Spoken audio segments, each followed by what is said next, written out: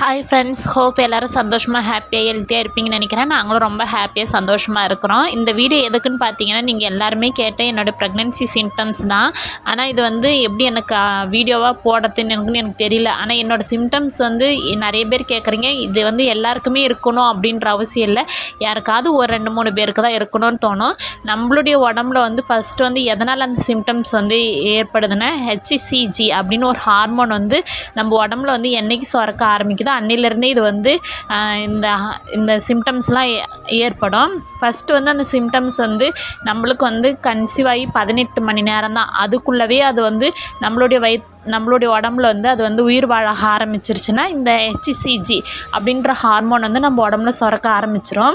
அப்போவே நம்ம கார்டு போட்டு பார்த்தாலுமே லைட்டாக தெரியும். ஆனால் அப்போ நம்ம கார்டு போட்டு பார்க்கக்கூடாது. 1 வாரம் இல்லைன்னா 2 வாரம் கழித்து நம்ம கார்டு போட்டு பார்த்தீங்கன்னா கண்டிப்பாக தெரியும். நான் எப்படி கார்டு போட்டு பார்த்தேன்னு பார்த்தீங்கன்னா, எனக்கு நிறைய சிம்டம்ஸ்லாம் இருந்துச்சு. அடுத்த வாரம் இல்லைன்னா அதுக்கு 2 வாரத்துக்கு பீரியட்ஸ் ஆகிறதுக்கு முன்னாடியே எனக்கு லைட்டாக சிம்டம்ஸ்லாம் தெரிஞ்சுது. ஒரு மாதிரி டயர்டாக இருக்கும், இல்லைனா பிரஸ்ட் பெயின், அப்படியே முகத்துலலாம் நிறைய பிம்பிள்ஸ்லாம் வர ஆரம்பிச்சுதா. அதை வச்சு தான் நான் செக் பண்ணி பார்த்தேனே. அடுத்த வாரம் தான் எனக்கு பீரியட்ஸ் ஆகுதுன்னா 10 டேஸ்க்கு முன்னாடியே நான் லைட்டாக செக் பண்ணி பார்த்தேன். அப்போ லைட்டாக ஒரு லைன் வந்துச்சு, டார்க்காக ஒரு லைன் வந்துச்சு. ஃபஸ்ட்டு லைட்டாக ஒரு லைன் வந்துச்சு. நான் இதை இது உண்மையாக கன்ஃபார்மாக இருக்குமா, ஏன்னா நம்ம புதுசாக தானே செக் பண்ணுறோம். அப்படி செக் பண்ணக்குள்ளே சரி இது உண்மையாக தான் இருக்கும் அப்படின்னு நினச்சிட்டு நான் அதை அப்படியே விட்டுட்டேன். எதுவுமே கன்ஃபார்ம் பண்ணலை. அதுக்கப்புறமேட்டுக்கு 28 நாளைக்கு ஒரு டைம் தான் நான் எனக்கு பீரியட்ஸ் ஆகும். அதனால் நான் இப்போ ஜனவரி 6 குளிச்சேன்னா அடுத்து எனக்கு பிப்ரவரி 2 எனக்கு பீரியட்ஸ் ஆக வேண்டியது. ஆனால் எனக்கு ஆகலை. ஆனால் இப்போதைக்கு நம்ம கணக்கு பண்ணனா ஜனவரி 6லேருந்து பிப்ரவரி 6 அப்படி தான் நம்ம எல்லாருமே கணக்கு பண்ணுவோம். ஆனால் 28 நாளைக்கு ஒரு டைம் பீரியட்ஸ் ஆகிறவங்க இந்த ஜனவரி 6ஆம் தேதி ஆகிடுச்சுன்னா அடுத்து பிப்ரவரி 2 தான். அப்படி கால்குலேட் பண்ணக்குள்ளே எனக்கு 28 டேஸ் அன்னையோட முடியும். 28 டேஸ் ஆகியுமே எனக்கு கரெக்டாக ஆகிடும். ஆனால் அந்த பிப்ரவரி 2 எனக்கு பீரியட்ஸ் ஆகவே இல்லை. அதனால் நான் என்னோடய ஹஸ்பண்ட் கிட் வாங்கிட்டு வர சொல்லியிருந்தேன். ஆனால் எல்லாருமே காலையில் தான் யூரின் டெஸ்ட் பண்ணணும் அப்படின்னு சொல்கிறாங்க. ஆனால் நான் காலையில் இது வரைக்குமே நான் என் லைஃப்பில் செக் பண்ணதே இல்லை. நான் அன்றைக்கி நைட்டு வாங்கிட்டு வந்த உடனே எனக்கு ஆர்வம் தாங்கலை. அதனால் அன்றைக்கி நைட்டுக்கே செக் பண்ணி பார்த்தேன்.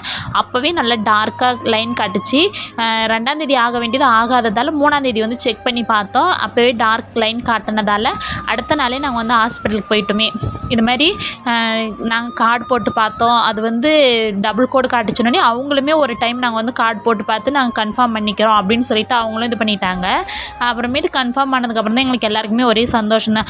இப்போதைக்கு என்ன சொல்ல வரேன்னா, ஃபெயிட் லைன் வந்தாலுமே அது கன்ஃபார்ம் தான். நம்ம கொஞ்ச நாள் கழித்து கொஞ்சம் நேரம் கழித்து நம்ம அதை பார்த்தோன்னா அது ஒரு 1 வீக் இல்லைனா 2 வீக்ஸ் கழித்து நம்ம அதை செக் பண்ணி பார்த்தோன்னா அது டார்க்காக காட்டும். அதுக்கப்புறமேட்டுக்கு இந்த வீடியோவில் எனக்கு என்னென்ன சிம்டம்ஸ் இருந்துச்சு, அதனால தான் நான் இதெல்லாம் கன்ஃபார்ம் பண்ணேன் அப்படின்றத பார்க்கலாம். ஃபஸ்ட்டு நான் இது எனக்கு பிம்பிள்ஸே என் முகத்தில் எப்போவுமே வராது. ஆனால் அப்போ பார்த்திங்கன்னா ஃபஸ்ட்டு ஒரு பிம்பிள்ஸ் இருந்துச்சு. அப்போ நான் யூடியூப்பில் சர்ச் பண்ணி பார்த்தேன் எதனால் பிம்பிள்ஸ் வருது அப்படின்னு சொல்லிட்டு. ப்ரெக்னெண்ட்டாக இருந்தால் பிம்பிள்ஸ் வருமா அப்படின்னு சர்ச் பண்ணதுக்கு அவங்க நிறைய வீடியோஸில் பிம்பிள் வரும் அப்படின்னு சொல்லியிருந்தாங்க. அதை வச்சு தான் நான் ஒரு கன்ஃபார்ம் பண்ணினேன். அதுக்கப்புறம் அந்த பீரியட்ஸ் டேட் வர நேரம் பார்த்திங்கன்னா அது கொஞ்சம் கொஞ்சமாக மறைய ஆரம்பிச்சிருச்சு. ஃபஸ்ட்டு பிம்பிள்ஸ் தான் எனக்கு முகத்தில் சிம்டம்ஸாக காட்டுச்சு. அதுக்கப்புறம் தான் ஒவ்வொரு சிம்டம்ஸாக காட்டுச்சு. நெக்ஸ்ட்டு பிரஸ்ட் பெயின் தான். பிரஸ்ட் பெயின் என்னால் உண்மையுமே கண்ட்ரோல் பண்ணவே முடியாது. நைட்டு ஃபுல்லாக தூங்கிட்டு காலையில் பெட்லேருந்து கீழே இறங்கி காலே வைக்க முடியாது. அந்தளவுக்கு ஒரு வலியாக இருந்துச்சு. அது என்னால் எப்படி சொல்கிறதுனே தெரியாது. அந்த வலியிலேருந்து எப்படா வருவேன் அப்படின்னு தான் தோணுச்சு. அந்த அளவுக்கு வலி, ஒரு அளவுக்கு பயங்கர வலி. அடுத்து டயர்டாக இருக்கும். சாப்பாடு எதுவுமே செய்யவே முடியாது.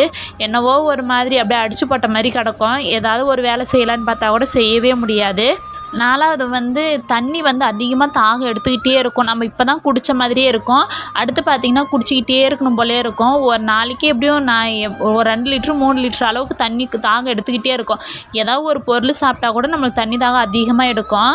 அடுத்து 5வது நம்ம எந்த அளவுக்கு தண்ணி குடிக்கிறோமோ அதை விட அதிகமாக யூரின் போகிற மாதிரி தான் இருக்கும். யூரின் போயிட்டே இருக்கிற மாதிரியே தான் இருக்கும். 6வது வாமிட் தான். வாமிட் எந்த ஃபுட் எடுத்துக்கிட்டாலுமே, ஒரு தண்ணி குடித்தாலோ ஒரு எக்கு சாப்பிட்டாலுமே சாப்பிட்டாலுமே இல்லை ஏதாவது ஒரு இட்லி தோசை எது சாப்பிட்டாலுமே வாமிட் அதிகமாக வரும். இந்த சிம்டம்ஸ் எல்லாம் வச்சே நம்ம வந்து கன்சீவாக இருக்கிறோன்னு முடிவு பண்ணிக்கலாம். ஆனால் வந்து ஒவ்வொரு டைம் வந்து இந்த சிம்டம்ஸ் வந்து எதனால் ஃபீவரோ இருந்தால் கூட இருக்கும். ஒருத்தருக்கு வந்து கன்சீவ் ஆனால் ஃபீவர்லாம் வரும். எனக்குமே ஃபீவர் வந்துச்சு. ஆனால் லைஃப்லேயே வராத அளவுக்கு உள்ள ஃபீவர் தான் அந்த ஃபீவர்லாம். இந்த சிம்டம்ஸ் இருந்தாவே போதும், கன்சீவாக இருக்கிறதா முடிவு பண்ணிக்கலாம். இந்த வீடியோ பிடிச்சா லைக் பண்ணுங்கள். நெக்ஸ்ட் வீடியோவில் பார்க்கலாம். Tata, bye bye.